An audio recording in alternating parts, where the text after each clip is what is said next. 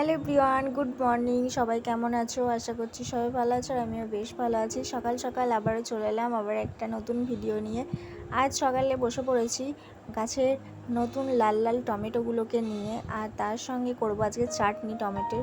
তো দেখো, প্রথমেই আমড় নিয়ে নিয়েছি, কিছু খেজুর আর কিশমিশ নিয়ে নিয়েছি। কড়াইটা গরম করে তাতে তেল দিয়ে এবার সমস্ত ফলগুটাকে যেগুটাকে দেবো সেগুটা কেটে নিচ্ছি আস্তে আস্তে করে।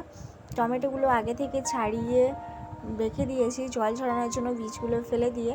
আর এবার আস্তে আস্তে ফলগুলোও কেটে নিচ্ছি। জানো তো, এই ফলগুলো আমার খাবার জন্য আনা হয়েছিল।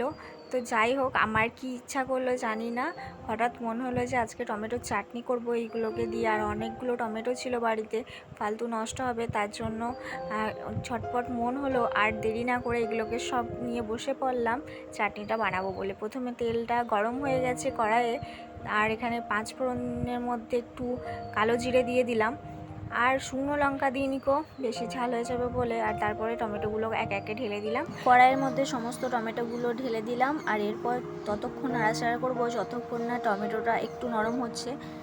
হালকা করে নাড়াচাড়া করে নেওয়ার পর এখানে অল্প একটু নুন দিয়ে নিচ্ছি।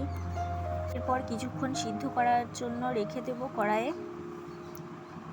দেখতেই পাচ্ছ এখন অনেকটা টমেটোটা নরম হয়ে গেছে, অনেকটা কমে গেছে। এরপর দুটো কাঁচা লঙ্কা দিলাম, অল্প একটু গুঁড়ো লঙ্কাও দিয়ে দিয়েছি, আর একটু হলুদ দিয়ে দিলাম। তারপর আবারও নাড়াচাড়া করে নিচ্ছি। আমি যেহেতু উনানে করছি তাই জালটা একটু কম বেশি হচ্ছে, তাই ঠিক করে জাল দিয়ে নিলাম। আর এদিকে পরিমাণ মতন মিষ্টি দেওয়ার জন্য চিনি নিয়ে নিয়েছি। তারপরে কেটে রাখা ফল, মানে যেগুলো খেজুর, আমট, এই যেগুলো রেখেছিলাম সেগুলোকে দিয়ে দিলাম।